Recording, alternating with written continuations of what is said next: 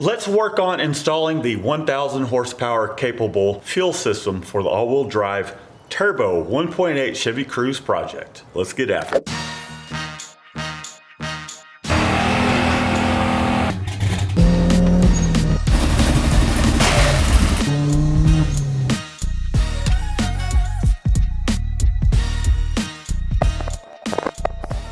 Welcome back. If you're new to the channel, I'm Matt. It is time, ladies and gentlemen, to upgrade the fuel system.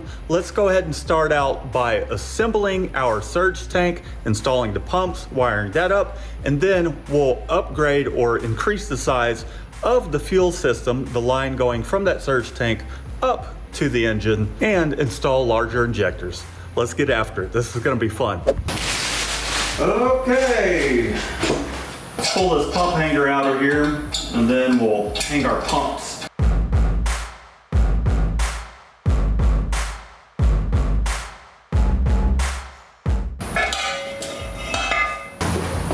Set that aside for now. We got to install the smaller of the two barb fittings to this ORB. This will be our pump out. So we'll install those first, and then we'll hang our pumps.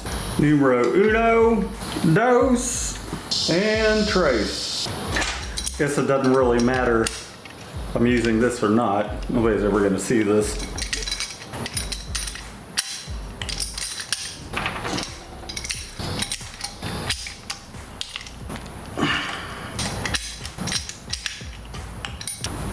Then we've got three of these guides because we are installing three, not one, not two, but three DW300s. The pump body is a little smaller.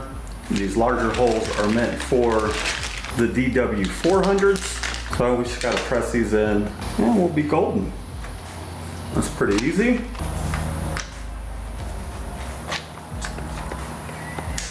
Bada bing, bada boom. Now we have not one, not two, but three pumps we need to install.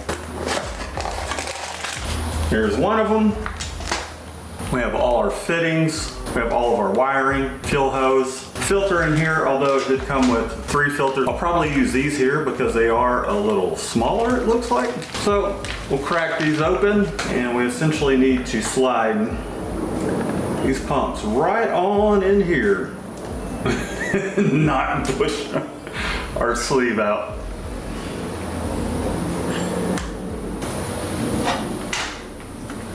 Una mas pump. Oh, oh, oh. Senorita. Take this little plug off. A little caparoni here. Snap this in place. There we go. Fantastic. Now we need to cut some rubber hose to size. I went ahead and squeezed this thing inside the surge tank just to make sure it will seat properly. And I mean, we're pretty close. I think we'll just trim off about 1/2 inch. Toss our hose clamps on. Slide this down enough to have no idea why it tells you to install these and then this hose. Makes no damn sense to me, but just following directions here. So I just need to squeeze this rubber hose together. I suppose they have you do it this way so that way you know how much hose length you want there. So I'm gonna go ahead and do that and we'll come back.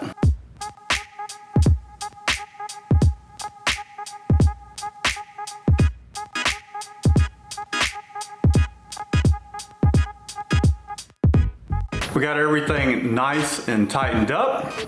All the pumps installed. Socks nice and flush there. Now let's do the wiring. We'll wire this up so that way it's got a couple stages. Stage one will be the pump that constantly runs, and then once we start getting into boost, it'll kick on the other two pumps. So let's do that next. Since this is the most direct path to stage one, we'll do that. Give it a little extra room here. Click that right on in. Give that some room to sit under here. Same thing here.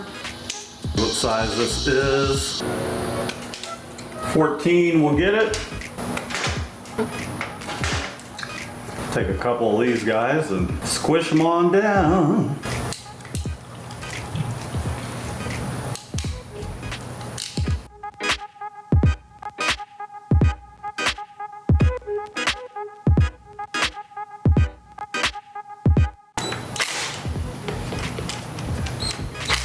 There we go, we have our wiring all nice and secured.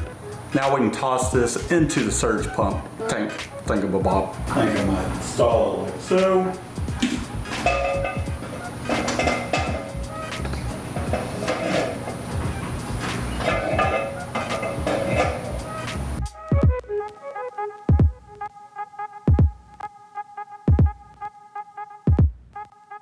Now we just need to install our ORB fittings. It goes from a 10 AN, I'm going to reduce it down to 8 AN.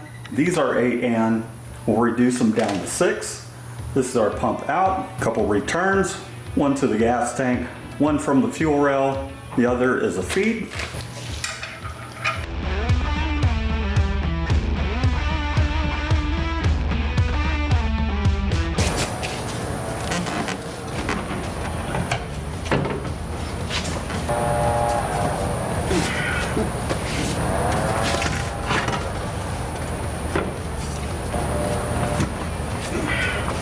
So I'm thinking something right about there. That way it offsets that extra weight to the passenger side. Gives the car a little bit more balance when it comes to the weight bias. What do you guys think? Let me know down in the comments.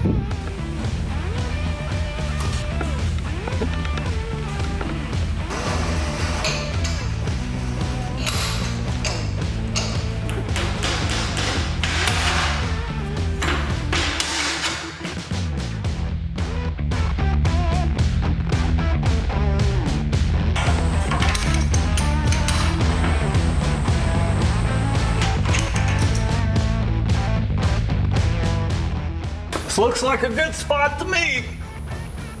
Let's mark it.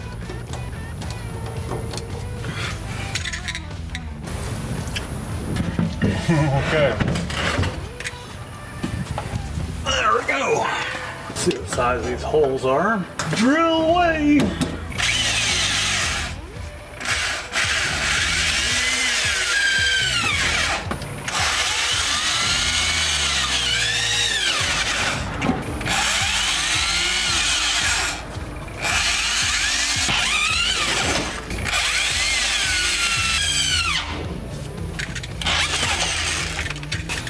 There we go.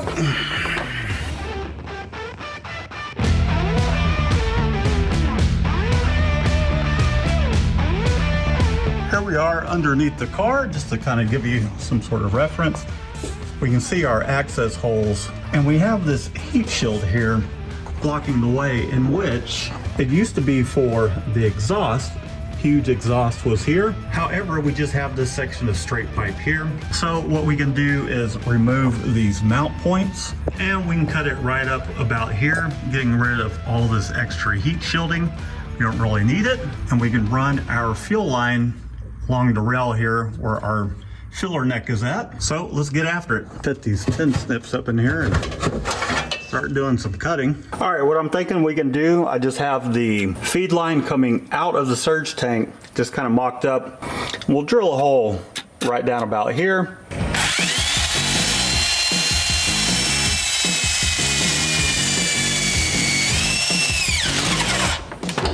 Make sure I'm not hitting anything. We're golden.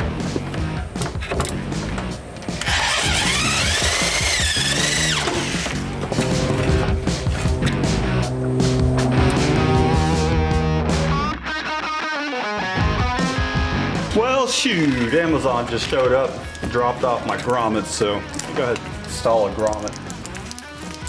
Let's start making this permanent.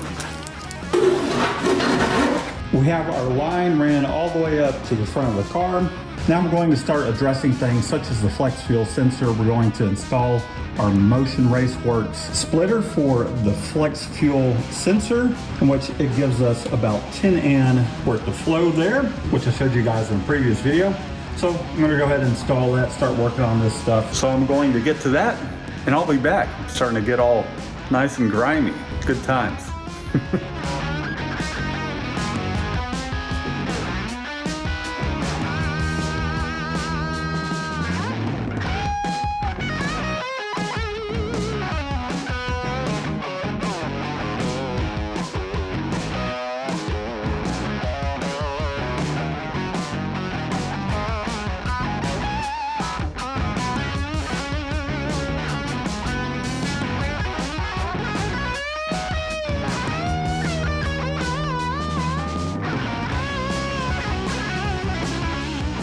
Well, we have this thing all nice and assembled. Fuel pulse damper with our little gauge. This thing is starting to get a little beat up because it just hung there for a while. And our flex fuel sensor, in which this routes it, splits it here all in one unit. So that way you don't have to wire it off, figure that whole situation out and wire it back together. Makes it nice and simple. Now let's toss it in the car.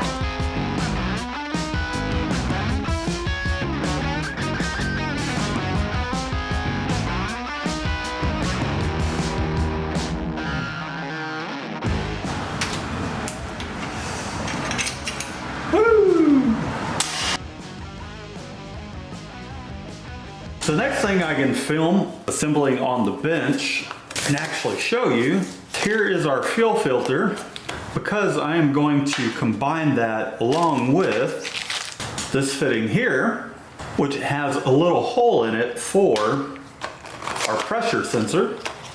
This is a 150 PSI pressure sensor, one of those Chinese jobbers. So this thing will go into here.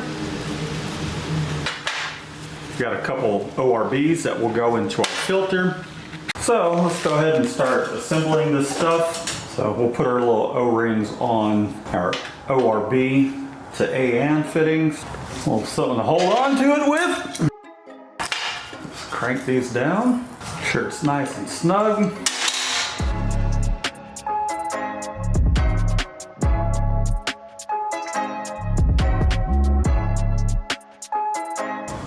Next, we'll take our pressure sensor.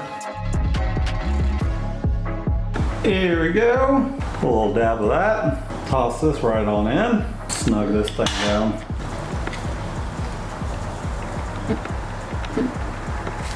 There we go. That should get it. Perfecto. Fuel flow. Make sure we're still getting fuel and reading it. Now, just need to... The reason I'm putting this further back at the end of the car is the stock fuel pressure sensor is there, so we'll utilize the harness from that. It's already plugged into my fuel tech. Make life a little easier. There we go. We have our filter all hooked up to our line. Just for reference, there's the front of the car. There's the back. Here's the gas tank where the charcoal canister is. This thing will mount up right up in here. There's a few things I'm going to have to move out the way. Time to start drilling some of our next holes for the surge tank. Let's go ahead and drill the hole for the feed line going from the fuel pump to the surge tank. While I'm at it, I'll drill the other holes. I do have to be cautious. There is a frame rail right here. As you can see under the car, we're starting to run out of real estate, so kind of hoping to do them in line, but I think I'll do two next to each other, kind of like in a sequence of 4, 2, 2. So I'm gonna get after it, do some measurements, mark it up, make it look kind of neat. We'll move on.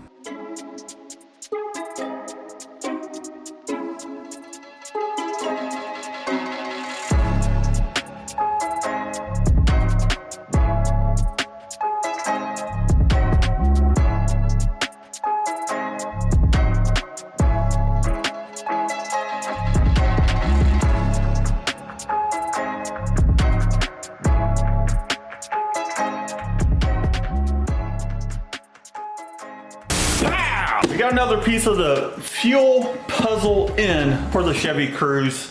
Let me show you what I got here.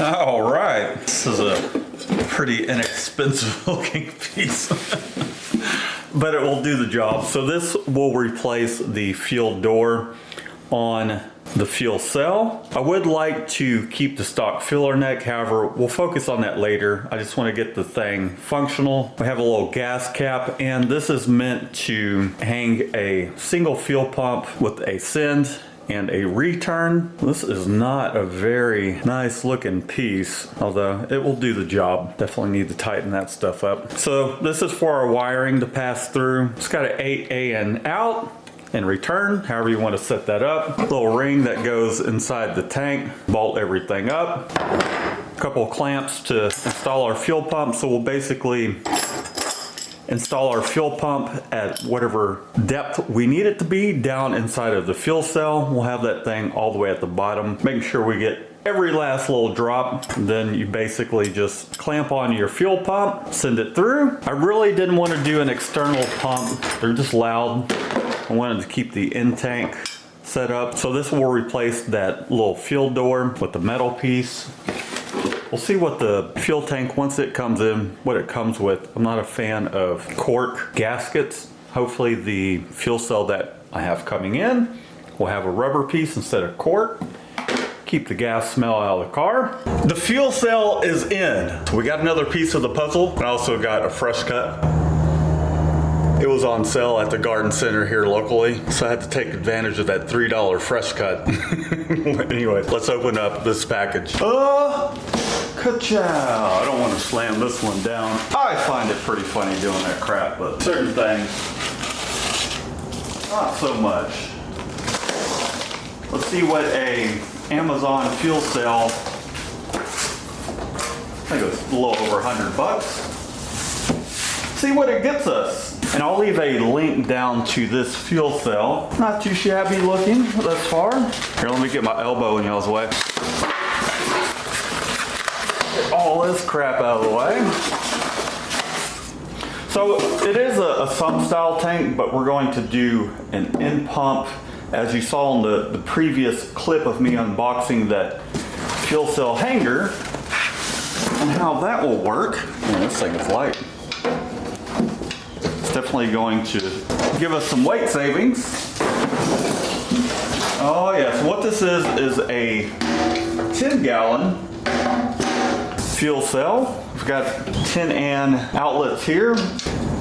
10 AN outlets there. They kind enough to provide us with some blocks. I'm not going to be using this. We'll use one of these as a vent. So I'll show you how I'll set that up. This is for our fuel level sender. So before I go putting everything together, I'll hook this up to the fuel tech. We'll take this off so we can put our hanger on there. There we go. Let's see if I can stick my hand in there.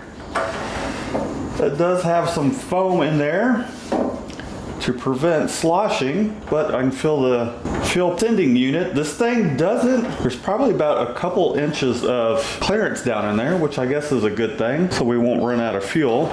Again, 10-gallon fuel cell. We'll see if we can't get you a view down in there. Oh no, the phone won't fit. That should suffice. So there's the float for the fuel sending unit. There's that piece of foam that I was talking about, in which the thing just kind of freely moves around, but I imagine it does help with slosh in there. Let's see if my measurements were correct on this. Part of the reason I ordered a 10-gallon is it would fit in the spare whip. Spear, why do I keep saying spear? Spare wheel well. It'll fit in the spare wheel well. Yeah. Didn't really think about that. All right, I'm gonna have to remove that. Definitely don't need a piece of steel right in the middle of the fuel cell. Okay. Well, let's get rid of this damn thing. Let's drill out the tack welds.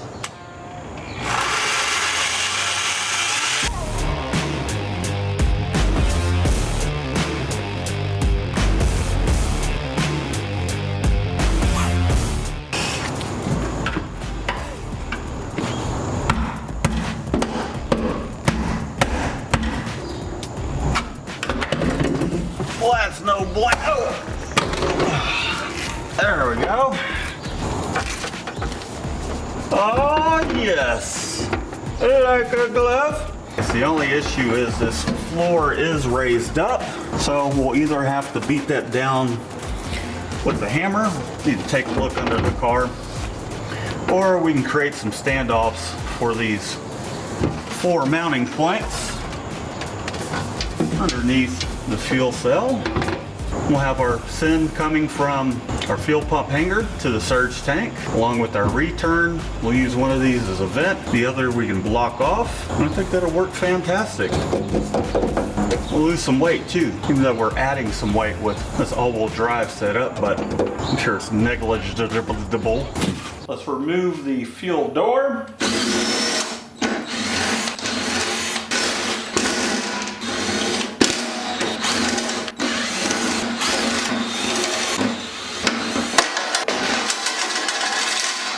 Alright, I got something that fell down in there.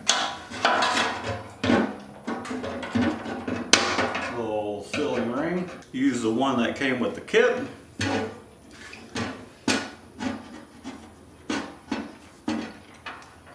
Try to at least.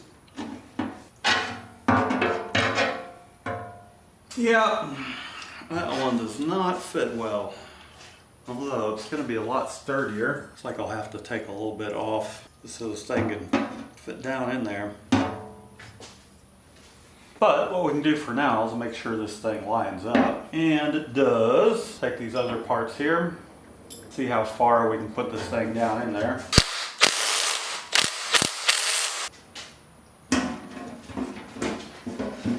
Alright, perfect.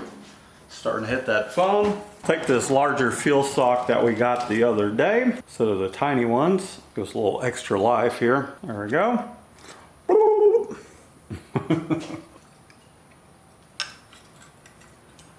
There we go, that's a little better. Yeah, I probably might not even need this dumb extension.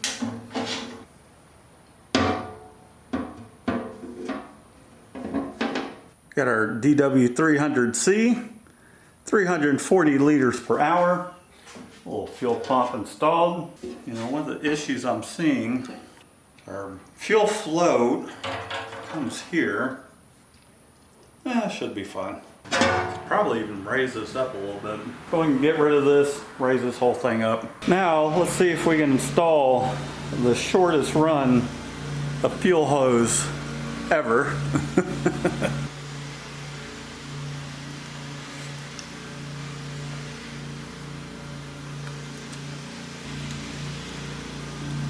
There we go. Up and out.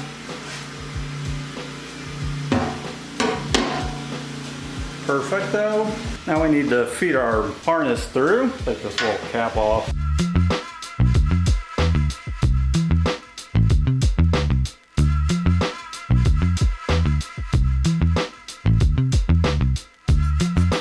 Alright, cool. We got everything tightened down. Now let's see if I can squeeze this in there somehow without tearing this thing up.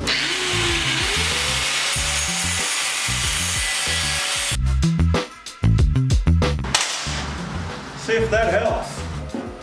Oh, there we go. Ah, perfecto. And before I seal this thing up, I'm going to check to see that our float has full range of motion.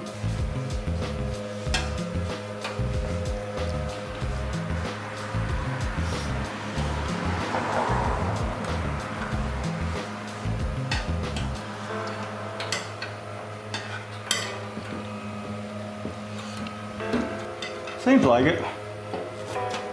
Well, let's pull this darn thing up.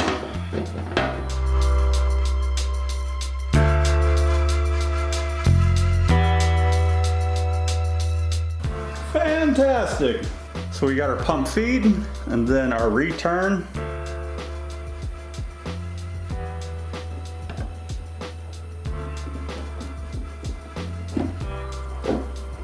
There we go. Toss our hardware on. Guess this isn't too bad of a kit. It's metal. Guess we'll see as we use the thing. But who would sell a kit that doesn't work, right?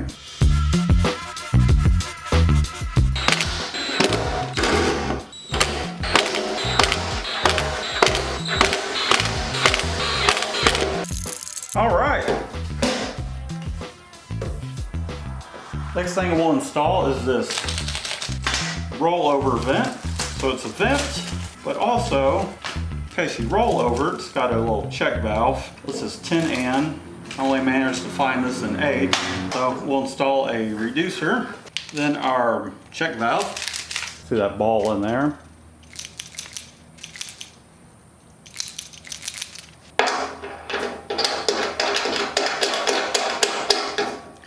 We'll install that. Hose going out, down through the floor. We'll secure that hose so it can't pull out. But let me tighten those real quick. Snug them up real good like. And there we have it. Now let's toss it in the back of the car. Before I forget, last thing we're going to do is tighten these down. But I hear it may just be hogwash, but put a little thread sealer on these and not to have any leaks. So we're going to take a little Teflon thread sealer just in case, because this is going inside the car. Last thing I want is a gas smell inside the car. A little thread sealer. I've used these type of fittings before with no issues, but these aren't exactly high dollar fittings, so we'll do that for added security. Then we'll snug them up real well.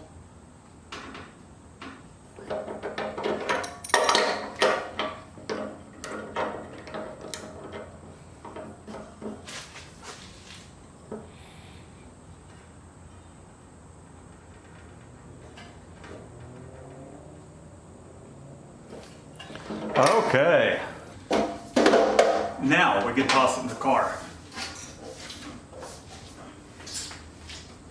In order to install this gas tank, we do have a little bit of a rise or a raise up here, so that way, I imagine they designed this in order to, if water does get into the spare tire well, it's got drain plugs. We don't need that, so I'm going to massage this down. Oh yes, how about a nice little massage?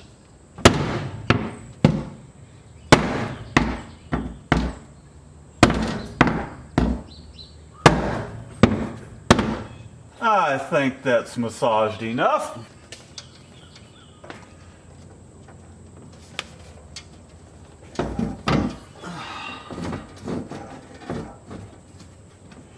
Oh yes, there we go. That's much better. Oh, this thing hardly even wants to move, just sitting in there. Now I need to mark my holes where I'm going to drill. I'll just take this little marker here. Mark our points. And we'll remove this once again. Oh yeah. End up getting a riv nut gun. I'll leave a link down in the description to this exact model. It was pretty cheap. Came with all kinds of different sizes. All right, I'm going to make a slight change while we're here. Only the return, which is going to be this one, will be 6 AN. We're gonna go back to the 8 AN for the feed from the fuel cell and the overflow from the surge tank to the gas tank. So we'll make those 8 AN instead of reducing them down to 6. So all these will be 8 AN now. The only one that will be 6 AN is the return from the fuel rail. So I'm going to remove those. We'll install these 8 AN fittings here, or AN. Had someone in the comments correct me. That's AN. And off the top of my head, forget what that is, but my apologies. I know it has to do with the Navy. I don't know. But thank you for your service. No disrespect. Nice and snug. Toss this back in the car. There we go. Put it right back in its home. There we go. One thing I did off camera is I rotated the cap of the surge tank 180 degrees just so we can have this logo showing. Just looks good. We paid the money so people can be like, oh, DW, that's expensive. One of the things I need to make is I need to make a couple lines, one going from the fuel pump out over to the surge tank, and then an overflow return back to the tank. We're stepping those up to 8 AN. We're using PTFE hose. I've got some 45-degree fittings as well as 90, so let's make those up. Oh, and our vent line that will go from the tank to vent out the air once we're filling it up, in which we do have that rollover valve, and we're just going to 90 that and then down through the trunk floor. We'll secure that with some hose clamps, so we need to make that too. So we'll take our PTFE hose and we'll go ahead and measure, see where we need to cut.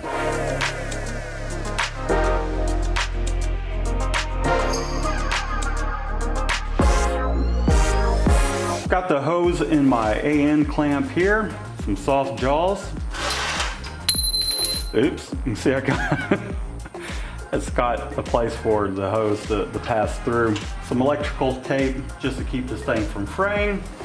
We're gonna use our cutoff wheel in order to make this happen. This isn't the best method because we will have to clean this hose, although I recommend cleaning any of these hoses anyways. To begin with, we're gonna blow it out with some compressed air, use some brake clean just to flush it out. Once we hook everything up, we'll run the fuel system with it disconnected at the rail, let it run, just so we make sure we get all the crap out of the system before we go sending it to our injectors and clogging them up. So we wanna get this as clean as we possibly can. But I do not have some bolt cutters, and this is a fast and easy way to do it. There we go, just like so. So I'll disassemble one of these 45s, get this squeezed through, easy peasy. Take our screwdriver and kind of push this back. Try to push it away from this PTFE hose here. Not try and push it down, we're just trying to push it away.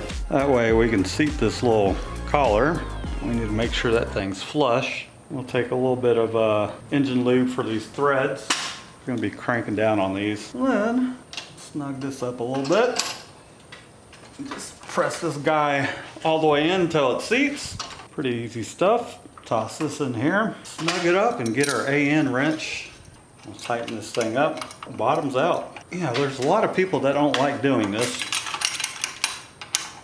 I find it pretty therapeutic. It's really not difficult. Given you have proper tools, in which this case we do, and that will create a nice strong seal. Okay. Now we just need to do this 4 more times. Easy enough.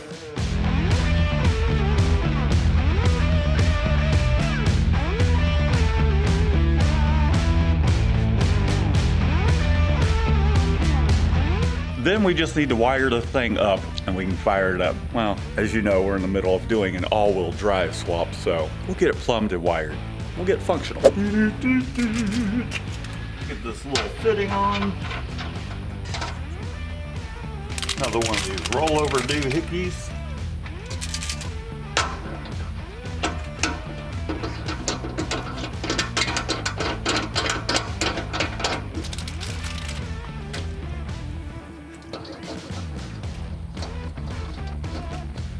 And our 8 AN line.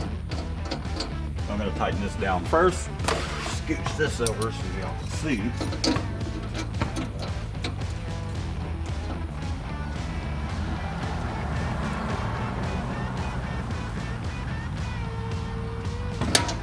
Oh yeah, we still need to mount the fuel cell and all that, but we'll plumb it up first. Let's see if we can guesstimate how much line we're gonna need here. It's about 25. We'll add another 5 inches. So that way we can have that line go down out the chassis, put a hose clamp on it so it can't pull out. Okay, we're all set. Hold this thing in place. See if we can't make ourselves a nice square cut.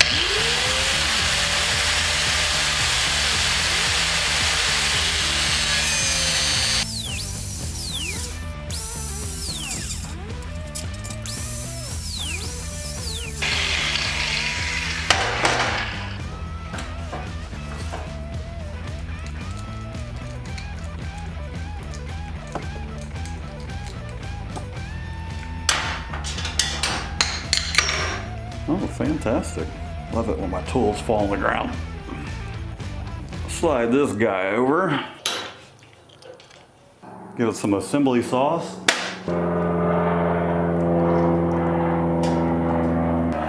Push that bitch in there, and we'll tighten it down.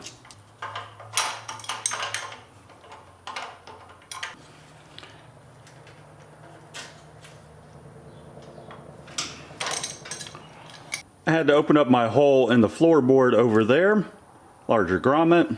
So let's get to it, boys and girls. Okay, we've got that all ran through. Now I'm going to install some riv nuts to secure the fuel cell and the surge tank down. So unfortunately, need to disconnect all this stuff. So that way we can set it aside, get access to the holes we drilled. I don't even remember if I drilled the holes just yet for the gas tank. So we'll check on that. Doesn't look like it.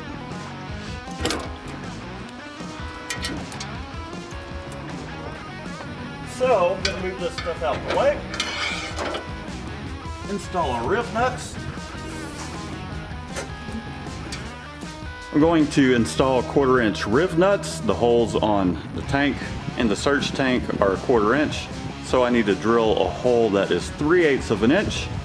So these will fit in there and we can compress them. So I need to open these up a little bit more because they are just 1/4 of an inch.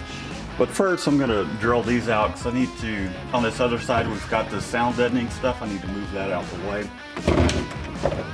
And here, we just drill out our holes.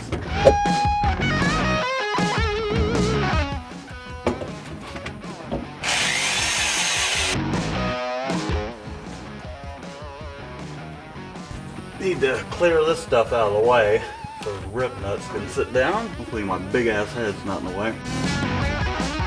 Let's install these riv nuts. I'm just gonna put it on my riv nut gun. We'll put it in the hole. Just pull the handle down, it'll compress it. If you're not familiar with how these work, put the riv nut on there. This will collapse the thing, crushing it on the other side, almost like a rivet. Yet, you can put a nut through it, or excuse me, a bolt. After we have that done, we just use this to release it. So it's gonna be a rinse and repeat kind of thing.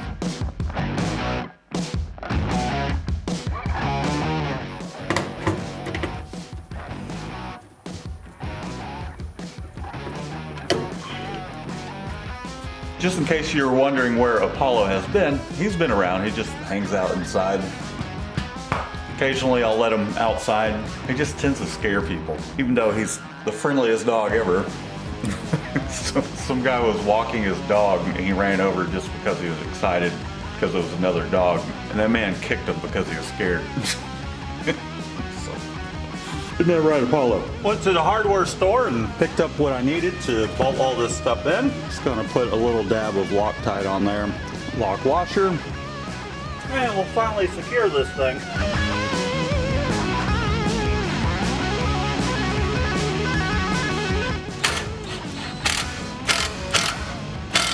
And we'll use some fender washers for the fuel cell.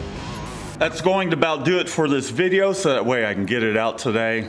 Have something for y'all to check out. She's coming along pretty nicely. I'm still working on plumbing everything under the car. I'm gonna have to clean up the wiring. We'll touch more on that in the next video or one of the upcoming videos. I still need to sort out the wiring, which will be pretty simple. So everything will just go right over here. I'm going to tap into the existing harness, redo some of this stuff, clean it up. I've got some pretty heavy duty wiring, some 8-gauge wire, so that way we can take it all the way from the front of the car to the back, have enough power to run all 4 of those fuel pumps. Got ourselves a pretty meaty fuse, an assortment of fuses. I still need to install the fuel injectors. And before I tighten up all of these fuel hoses, I'm going to take some compressed air, blow them all out, run a little brake cleaner through them, blow some compressed air through that. We'll turn everything on, let it flow. I'm gonna make sure the fuel line's disconnected from the rail, let some fuel come out, get as much crap out of the system as we can before we hook it up. I would hate to clog up those new fuel injectors. And I'm going to reuse this liner that is for the trunk. I'm gonna take some measurements, cut out what I need to, so this will kind of protrude. We can cover all this stuff up. Pull this fuel cell up, let that kind of sit on top of this liner here. That way we can make it look a little cleaner. We'll put our wheel well cover back on this side, cover up that stuff. If down the line, once I finally get all this stuff sorted, I may strip the car to see how much weight we can lose. And you know, we're really chasing a few tenths there, but we shall see. I think once I get this thing really dialed in, I don't think it'll be any problem beating the current 13.3. I think it's 13.3 1/4 mile with this car, shooting for 10s and 1/4 mile, so it's going to be a fun journey getting there. And as far as the all-wheel drive swap portion of this car goes, I'm still working on that. Took it apart, painted it. I'll have a video on that. Working on the brake lines. Just doing a few little things to make this thing a little nice underneath the car. Waiting on some ARP bolts to come in so that way we're not using or reusing these torque to yield bolts. Also, that way when I take it to the alignment shop, they can put some shims in there. Generally, this is a shimless style setup, but I want them to be able to use some shims to really dial this thing in. And that's about it for this video. Let me know what you think down in the comments. Give this video a thumbs up, and we'll see you in the next one. Peace out. Peace out.